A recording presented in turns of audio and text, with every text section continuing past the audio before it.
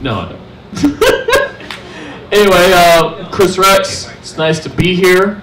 I'm going to take a second to point out to y'all, this is the thing I've always thought was fun. I like how there's 2 dots in between Zombie Elvis and Elvis with no mouth, so it kind of looked like Zombie Elvis is thinking about what he'd look like without a mouth while he's trying to sing. And that's not right. You have shit to do, Zombie Elvis. Don't think about yourself with a giant head like that. You don't need that shit. Anyway, anybody here hang out with any of their old friends? At all, like friends from high school? One got 2 people. That's supportive. That's nice of all of y'all. I don't, though. And I've realized why, definitely, because of Facebook and social media. We're all fucking connected to each other now. And because I'm getting invited to things where people don't hang out with anymore, and I've ended up sending Facebook messages like, dude, you remember that time we got really stoned and listened to a shitty Danzig CD while you drove around and you hit that goose that was trying to fly across the road and you thought it was so metal and it was like hilarious? Yeah, dude, I'm not coming to your wedding. I'm not. It's your second wedding. Your first wife made the right decision. Alright? Like that shit.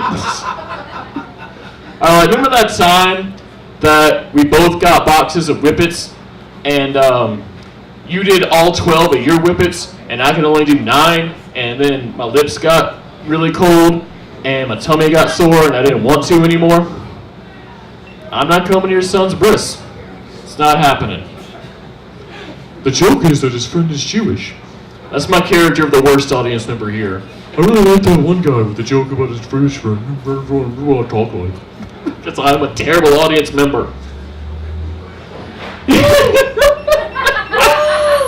So, I'm bringing back Getting Iced. Do you remember that game? Getting Iced was a prank from 7 years ago, wherein you would trick your friend into finding a bottle of Smirnoff Ice, and then upon finding it, he'd have to get down on one knee and just drink the whole thing. I'm bringing it back, but I'm playing it with meth. Shit is way more intense. You just got iced, bro. Life's gonna get fucked up.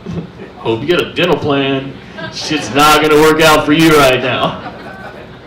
Speaking of old shit nobody does anymore, is anyone still into flash mobs? No, fuck flash mobs. No one's into that anymore. It's gotten like boring and repetitive. The last one I went to was really bad. Because one is like only my family was putting on. And 2, the only thing they did was be like, your drinking affects all of us, Christopher. You have a real problem. And I'm just like, I don't get it. This isn't good at all. I'm getting fucking wasted. You guys are terrible at flash mobs. There's one drug, though, I haven't done, and that's PCP. Have you ever done PCP? No one fucking does PCP. That's the weird thing about it, because like, I don't even know how you sell it to someone. I feel like as a dealer of PCP, you have to be like, all right, you smoke this, it's going to be really awesome, and you're going to have a great time. Or you're going to eat your own face, dude. Anything can happen. It's cool. You're just going to have to take the ride on that one, dude. And to me, actually I did meet one lady. That had done PCP since I've been doing this joke. And it was this old lady in Tunica.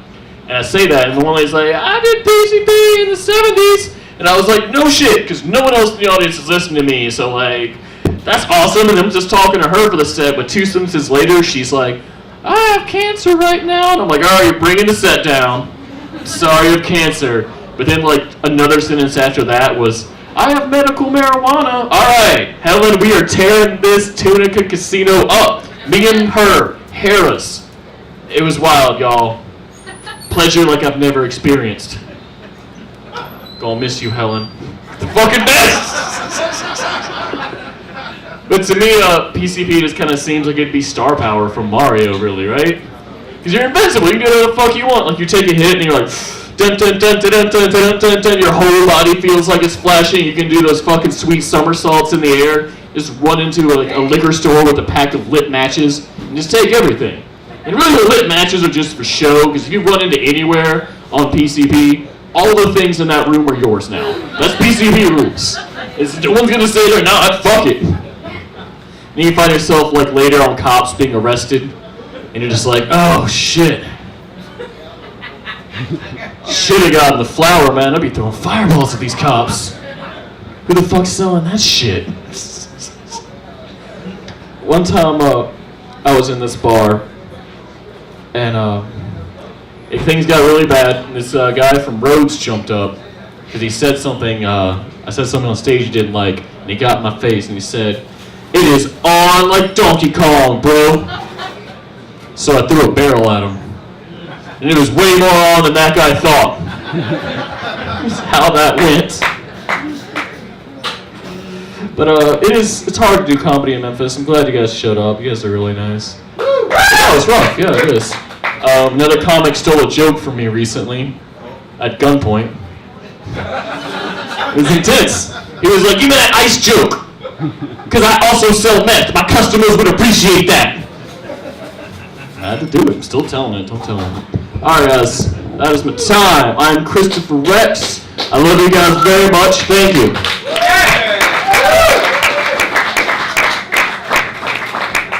Christopher Rex. Up next, we have a guy, very funny.